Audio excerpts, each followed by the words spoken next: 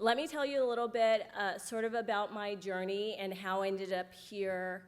And, you know, we've been talking a lot about sort of a tale of two cities and about income inequality and about children.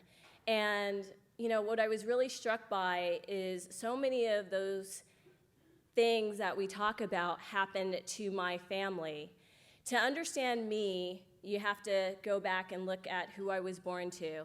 My grandmother was born in Mississippi in 1920, and she is the reason that I am standing here today. She was the most amazing woman I've ever met.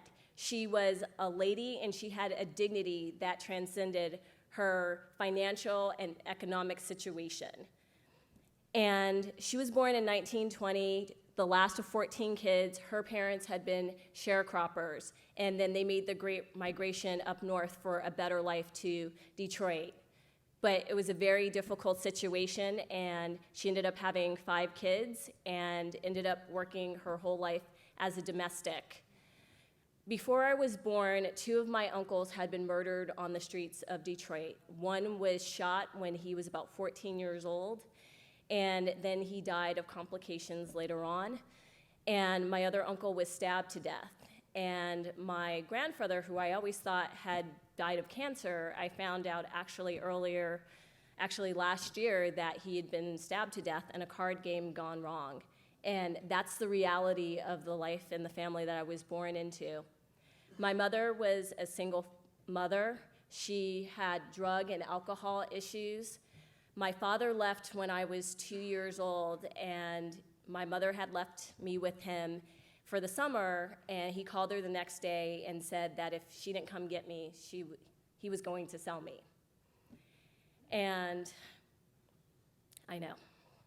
But my grandmother was always there, and my grandmother was my mother's mother, and we were part of the working poor.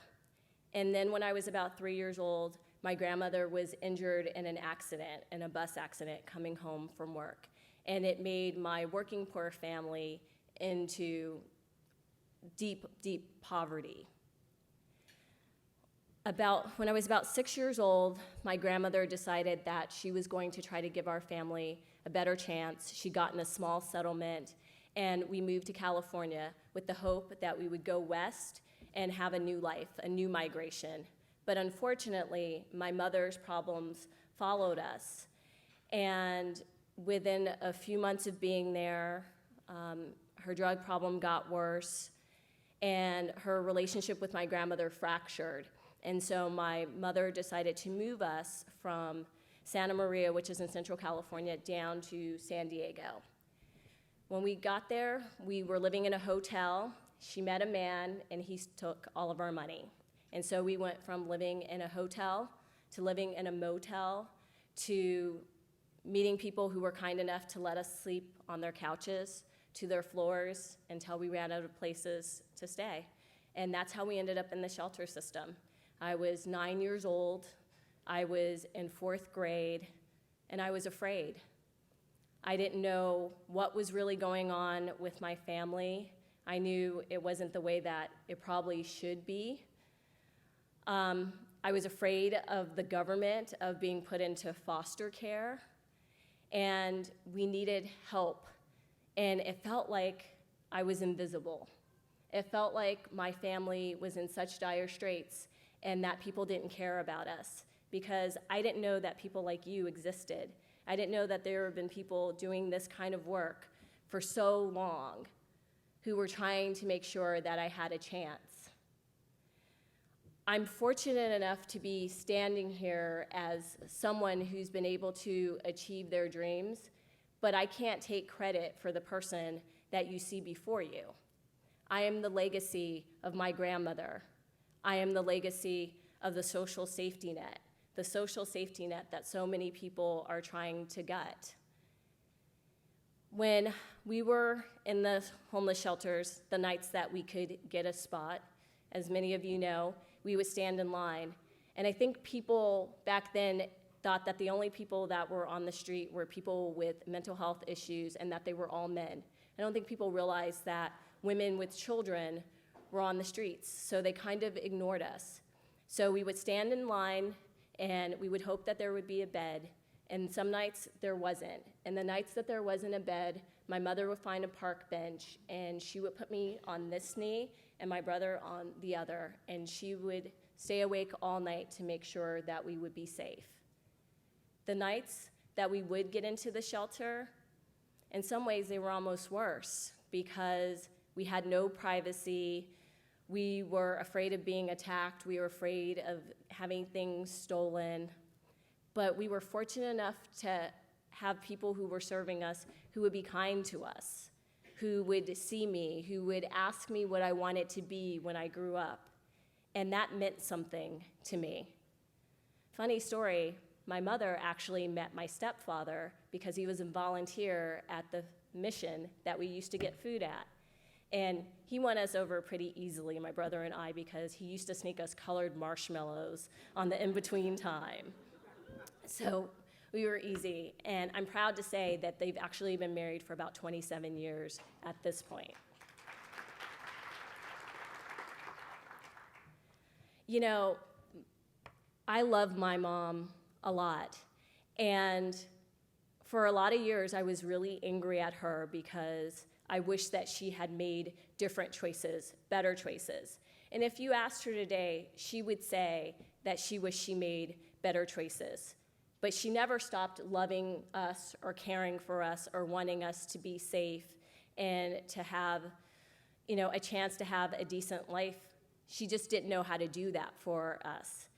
And for me, she made a really great decision, which was after being on the streets almost a year, she decided to send me to live with my grandmother. I also have to tell you something else about that experience of being on the streets. When we were in the shelter, we could only stay overnight, and then we'd have to be out at 9 o'clock. And there was nowhere to go, and people didn't have cell phones back then, and we would go to the library because it was safe and it was warm. And for me, the library ended up being a haven. It became a place where I could experience different worlds, different cultures. I was such a nerd. I loved reading biographies.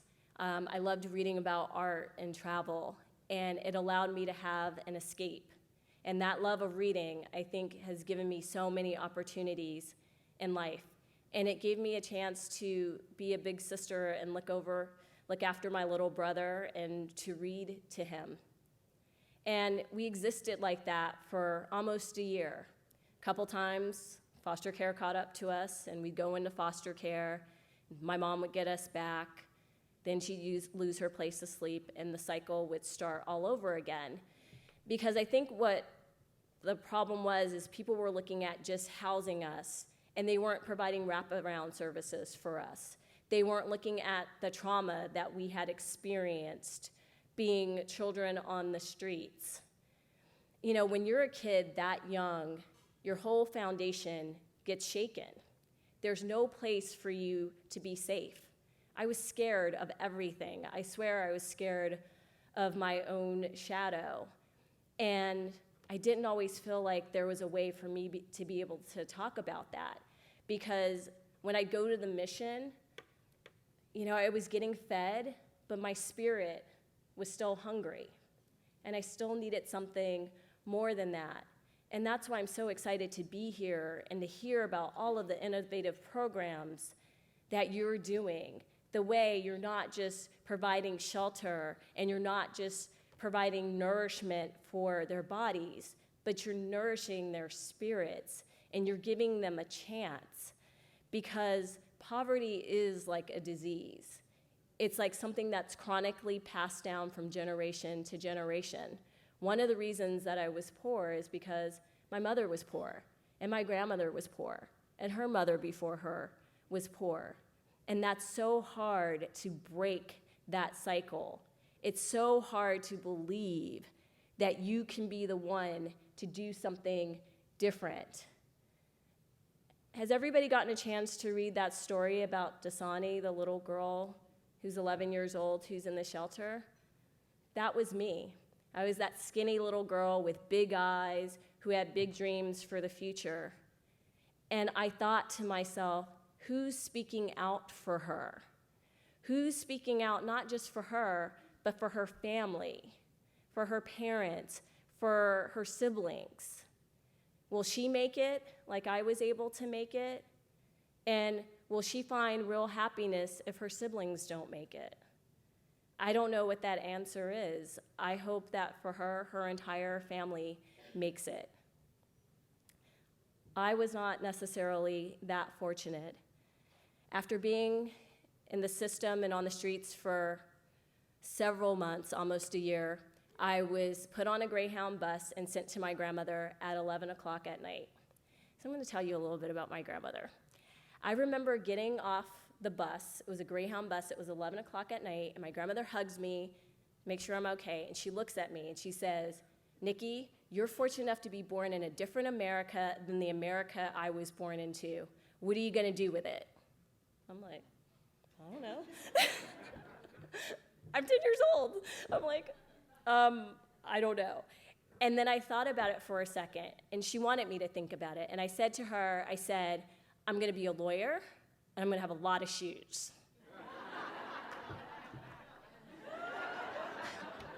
I'm happy to report that I am a lawyer, and I have lots of shoes.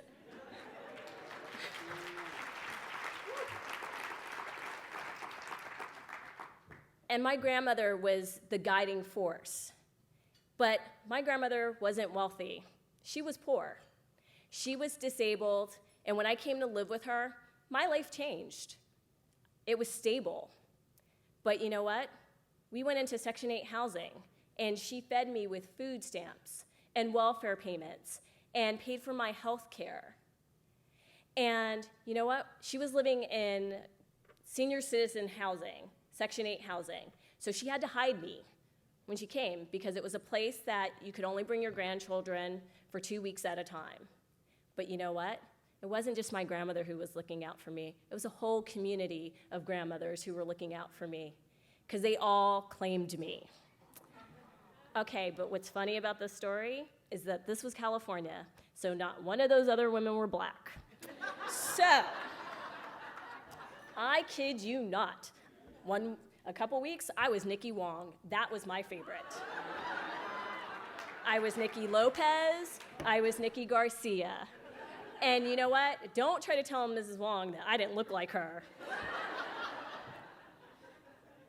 Seriously? She cursed out, the landlord. She's like, "Are you saying she doesn't look like me? You're a racist." He's like...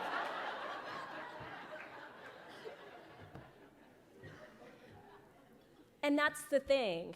Even though there was lots of sadness, there were bright spots. There were places to laugh, and there were people who cared about me. They didn't have a lot of money, and sometimes, you know what? They broke the rules. I'm sure there's a Republican out there, not that I don't like Republicans, who would be very upset by that story. But it gave me a chance to be safe. It gave me a chance to see that people cared about me, and they were invested in me achieving in life. And I needed all of those things to make it. The truth is that I was born into a situation where I needed help. And I know a lot of very wealthy people now, they all needed help to get to where they were. They were just fortunate enough to be born into a different set of circumstances, with parents who loved them and had the resources to be able to help them to achieve their dreams. I had people who cared about me, but they didn't have the resources to help me to be able to achieve my dreams. So all of you, the taxpayers, invested in me. And I think I was a damn good investment.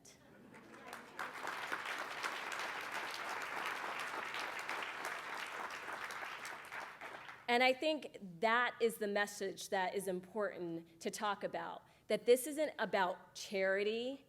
This is about investing in our people, investing in our children. If you care about this country, you will invest in our people, because that is the only way that we are going to stay competitive.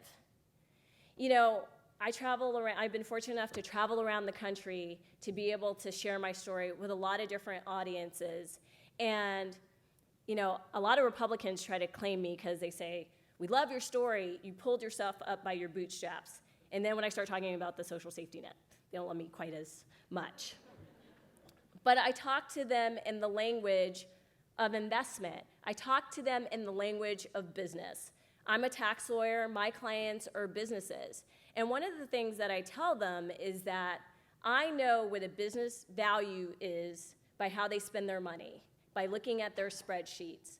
And I know what America says their values are. We say that it is unacceptable for children to go hungry in this country, yet we don't fund those programs the way that we need to fund them. We say that education is important, but we only educate certain people, and we allow other people's children to go hungry and to be uneducated and to go to schools that are unsafe. How is that an American value? How do you think you're going to get the proper outcomes? How are people going to be the best versions of themselves if you don't invest in them? This isn't about charity, even though I can make the argument that morally it's something that we have an obligation to do. From a business standpoint, it's something that we have to do. And with the social safety net and my grandmother's encouragement, and that's something else. Having an adult in your life who cares about you, whether they're your grandmother or an aunt or uncle or a teacher, is so important.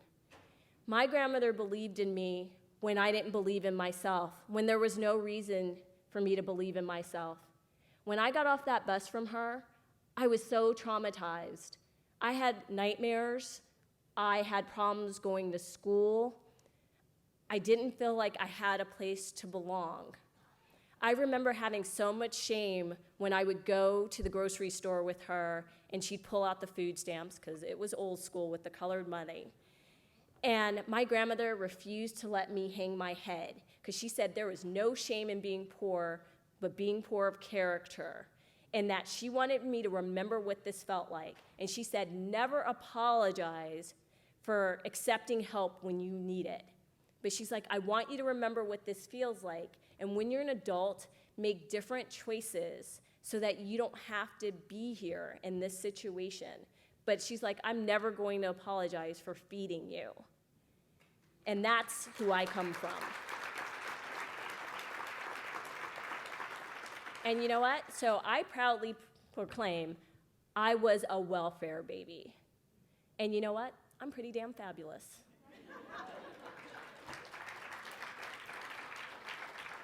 And so for all of those years, my grandmother nursed me, and I stayed with her for 3 years. And then she got very ill when I was just about to graduate from 8th grade, and the decision was made for me to go live with my mother and my new stepfather. So I went back to live with them.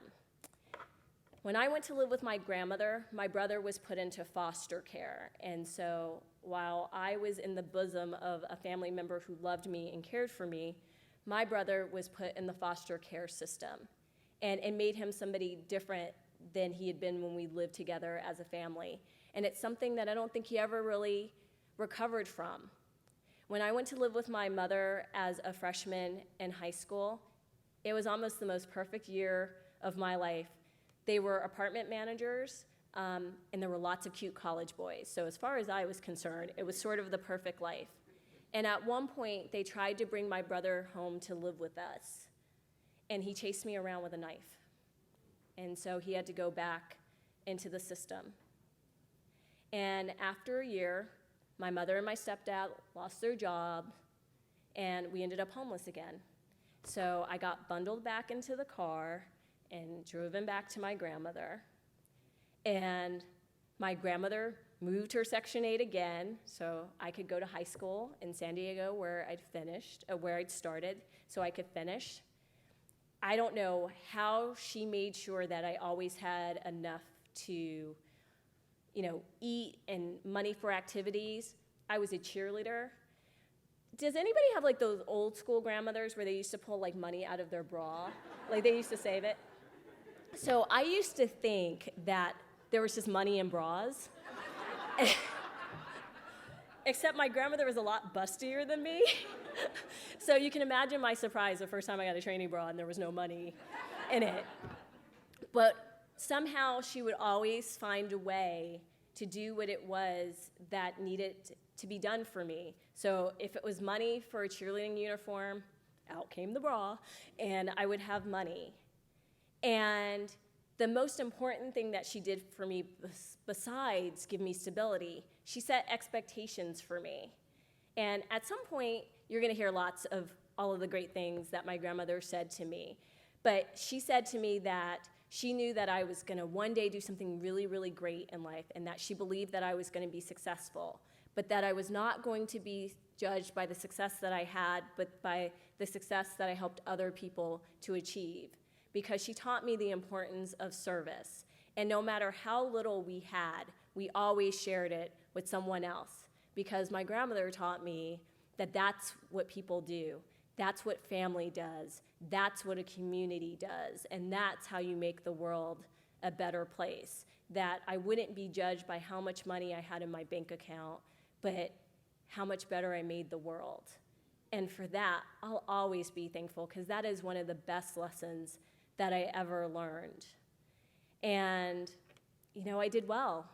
And I went to a college fair, and that's actually how I ended up in Philadelphia. I went to a college fair, and I got a scholarship to St. Joseph's University, which is a small private liberal arts school. And my grandmother was happy because it was Catholic, and she thought they were really going to watch me. And they didn't. I wanted to go somewhere else. I wanted to go on the East Coast because I wanted a chance to be different than that girl I'd always been. I didn't want to be the homeless girl. I didn't want to be the poor girl. I wanted to go to a place where I had a blank slate. And one of the few times since I'd been separated from my mother and brother that I got to spend time with my brother was when I graduated from high school. My brother was 16 at the time, and he'd already failed out. And it's the tale of two people. I got on a plane and came to Philadelphia and had all these dreams for myself and had a really hard time. Within my first semester of being there, I was put on academic probation, and within my first year, I failed out of college, and I lost my scholarship. And I remember calling my grandmother on the phone and saying to her, I was so ashamed. And my grandmother said to me, she's like, I love you. I've given you everything that I can for you to be able to achieve. Now you have to be able to figure it out for yourself. She always loved me and supported me, but she also, made me take responsibility for my actions. And I can tell you why I failed out of college now. Because I wasn't comfortable in my own skin. I wasn't comfortable with all the things that had happened to me, because I thought being homeless and not having parents made me somehow less. Honestly, probably it took until I was into law school for me to realize that those things didn't make me less. They made me more. They made me stronger. I'm here. I'm still standing. I'm strong. And that's what I hope that you see with all of the young people that you deal with all of the families, that where they are is not where they're going to finish. Their story is not written. It's only in the beginning. And with your help, they can go so far. So many of us, we treat life like it's a sprint, and it's not. It's a marathon. I know, it's good. It is. With a sprint, it's all about who finishes first. But with a marathon, you're just happy to get through it. And that's how life is. You're just happy to get through it. And sometimes you go faster than others, but the whole point of it is about putting one foot out in front of the other. And one of the turning points for me was after I called my grandmother, I called one of my friends from high school. And she said to me, girl, I knew you weren't going to make it. She's like, you should have tried for something less. She said, maybe you should have been a secretary. And there's nothing wrong with being a secretary, but I always wanted to be a lawyer.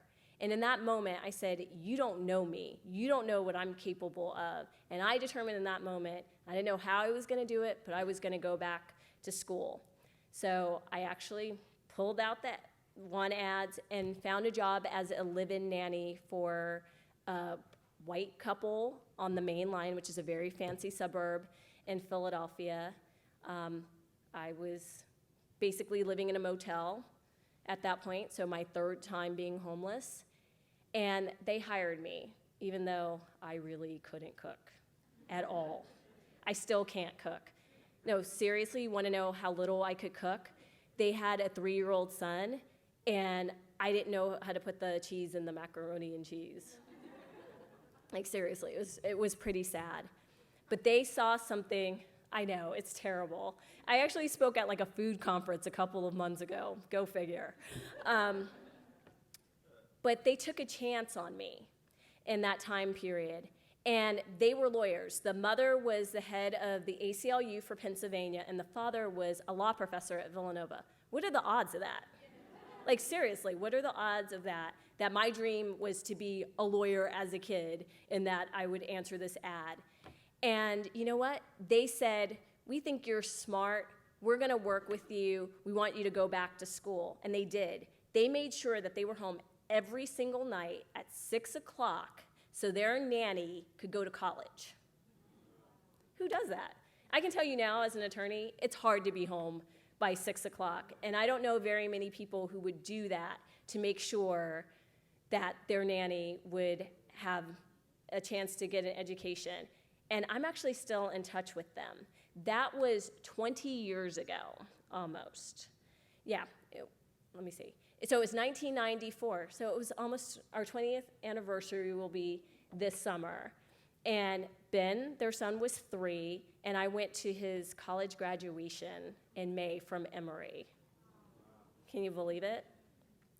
And so I was fortunate enough for St. Joseph's University for them to take me back into their night school program. I lost my scholarship, so there's always consequences for decisions.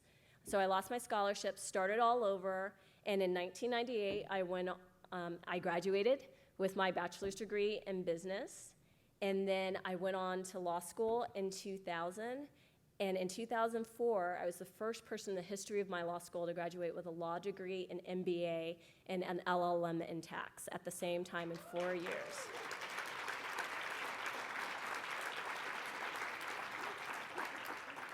I know, not bad for a girl who failed out of college.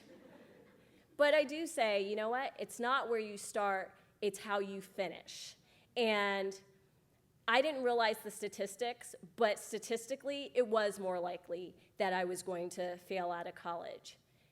I think the reason that I went back is because of my grandmother and what she had taught me, but I also think I realized that failing didn't make me a failure. And in some ways, other than my grandmother, there wasn't a lot of people who had a lot of expectations for me. So anything I did above that, like getting out of high school, was a win. So I'm 30 years old, I'm out of school, I'm trying to figure out what it is that I want to do. Well, I know all of you are wondering, what about her brother? She started this journey talking about her brother. Well, when I failed out of college, my brother lost contact with me, and I lost contact with him, and I would not see him for 11 years. My brother found me on the internet, Google, my last semester of law school. And he hadn't finished high school, but I was so happy to see him, and it turned out he'd gotten connected with Catholic Charities, and they had gotten him a job working on the set of Frasier. I know. Okay, moving scenery for $90,000 a year. Yes, we should all go to Hollywood. And so I took my spring break to go and visit my brother, and I was so happy and so excited for him. But then I got there, and I realized the reality of the situation, which was Frasier was 2 episodes from going off the air, so he wasn't going to have a job. And it turned out that my brother he was a meth addict, and in his drug use, he had contracted HIV. I'm sorry. But I was so happy to see him because there was a hole from not having my little brother with me. For all the success that I had achieved, I didn't have my family with me. But it was very difficult because as much as we loved each other, so much time had gone by and so much resentment had built up because I went to my grandmother and he went into the system and it wasn't fair and he didn't understand why that happened to him and I didn't understand why that had happened to him. Part of it was my grandmother was disabled and she couldn't keep both of us. And my brother had a lot of behavioral problems that she just didn't feel like she could handle. And truthfully, she took me because I was a girl, and she was afraid of what was going to happen to me if we stayed on the streets. And so she had to make this terrible choice. And my grandmother passed away when I was a junior in college, so she wasn't around anymore. And so as much as my brother loved me, he resented me because he felt like I took his chance at a better life, and it put such a wedge between us. And I worked with him for the next 6 years to try to get him to go back and get his GED, in and out of rehab 4 or 5 times, and nothing ever stuck. And in 2010, I got a call that my brother had hung himself in court-ordered rehab and was on life support. And I had to make the hardest call I ever had to make because I had to call my mother. I'm sorry. I had to call my mother and tell her that he probably wasn't going to make it. And I flew out to California, and I took my baby brother off of life support. And I was so angry. I didn't understand why that had happened to my family. I didn't understand why I'd tried to make something out of not a great situation, why that happened to us. And I think I was most upset because I thought we had more time to get him a GED, more time to fix the situation, more time, and we just ran out of time. And the truth was, my brother just never recovered from the fact that we stopped living together as a family. And I know that there's lots of people out there who would say that we were better off without our mother, but Michael wasn't. And if there's any way that you can keep these families together, please, please try.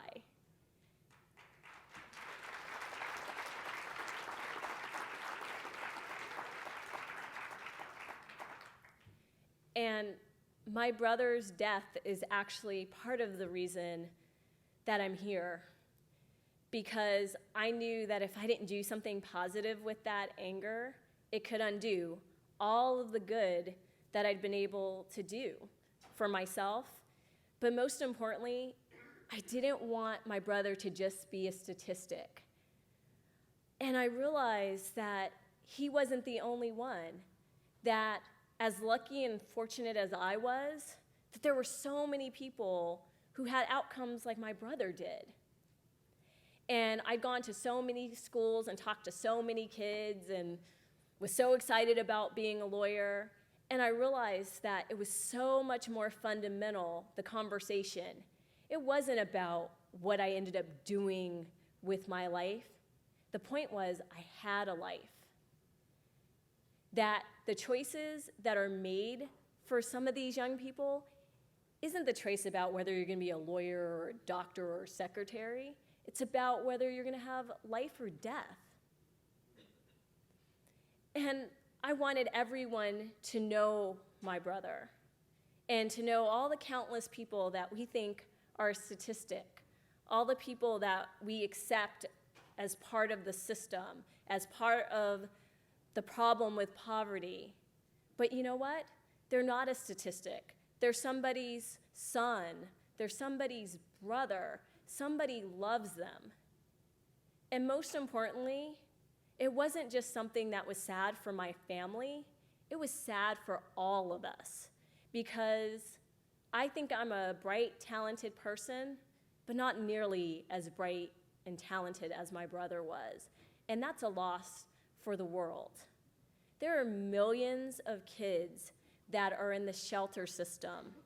There are millions of kids who've gone through that system in the 30 years since I was a kid on the street. My brother was one of those kids who aged out of foster care and didn't have a place to go, who didn't have an education, who was a young black man who got pulled over and stopped and got put in jail the first time for marijuana. He had all of these things going against him. And when I first got the phone call, the thing that I thought about the most was I thought about all of the things that he wouldn't do. But I learned a lesson through that process because we did a memorial service for my brother at the rehab center where he was at. And what I didn't know is at that time, my brother had been there 4 or 5 different times. And when we had the memorial service, we were driving in the rental car, and I saw all of these people walking down the street, and I couldn't imagine where they were going to. It was a ragtag band of people. They were coming from my brother's memorial service.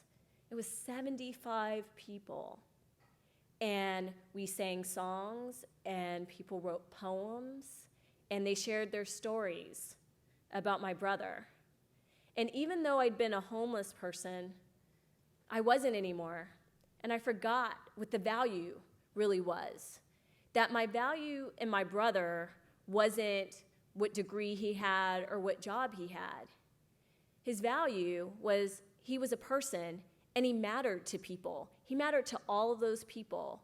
So I heard stories from people that there was a year when my brother was clean and he volunteered at the rehab center and that he'd saved some of those people's lives when they came in.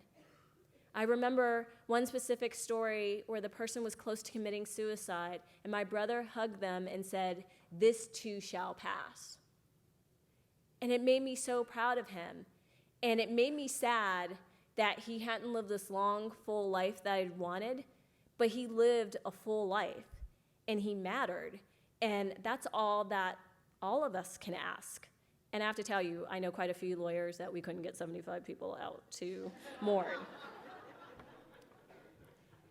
And that's how I ended up here, which is I decided that I wanted to be an advocate because on 2 fronts. One, when I was a kid, I wish I knew that there was life beyond the shelter. I wish that I knew that there was success on the other side. I wish I knew that anything was possible, because if I did, you'd be calling me Senator Nikki right now.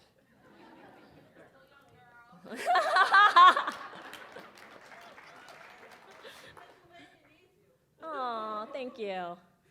But the other hand was, I'm a successful lawyer now, and I get to be in rooms with people who have no idea what it's like out there. They have no idea what it's like to be poor. They don't know what it's like to struggle. They don't know what it's like to not be seen, to be invisible, to not be able to live your life with dignity. They don't know what it's like to want a better life for you and your children. That is not a Democratic value or a Republican value. That's a human value. We all want something better. It's just trying to help people figure out how to do that. And I figured that I was in a unique situation to be able to say to them, you have to fund these programs. That if you fund these programs, it is not a waste of money. It is an investment. I am a return on investment. And I'm a leader in my community. And I think my city's a little bit better because I'm in it. And what could this country do with the 2 million kids that are in shelters who could do something great, like me? And I'm great, not because of anything really that I did. I'm great because of all the people who loved me and mentored me and gave me second, third, fourth, fifth chances sometimes, who saw something in me when maybe there wasn't very much to see. And that's why I'm here. And that's why I'm speaking out. For all those voiceless people who want something better and don't know how. And the biggest lesson that I learned from my brother, and it was a mistake I made, and sometimes the best lessons come from the worst set of circumstances, was I loved my brother and I just wanted the best for him. But I didn't do for him what I needed to do, which was he knew he wasn't where he wanted to be, but what he needed from me is he needed to know that I loved him and that I was there for him. And that part got missed. And it's something that all of you can do because you're on the front lines. You can love these kids. You can hear these kids. And they may not be ready to hear what it is you have to say today, but they need to know that if tomorrow they're ready to hear it, you will be there for them. You may be the only person who is telling them the things that they need to hear. And I'm all about setting expectations. These kids can do something great. This is not talking about surviving. This is talking about thriving. This is about creating the leaders, the future leaders of this country. We need people who understand all different kinds of circumstances. Those kids have everything they need to succeed. If they could survive being homeless as a 7, 8, 9-year-old, once I realized that once I survived that, school was nothing, I had it. But it took me a long time to get there. And we need to do it faster. We need to do it quicker. And we need to fund it.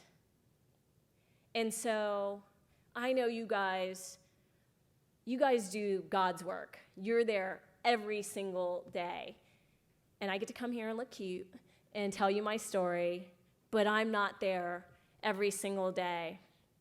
But I'd like to end with something that Ralph said yesterday. He talked about the fact that when he goes to the shelters and the kids see him in a suit, they say, "Wow, I want to be like you when I grow up." And he thinks to himself, I don't know if they're going to make it. Well, I hope after hearing my story that the next time you see one of those kids, you can look them in the eye and say, yes, you can. Thank you.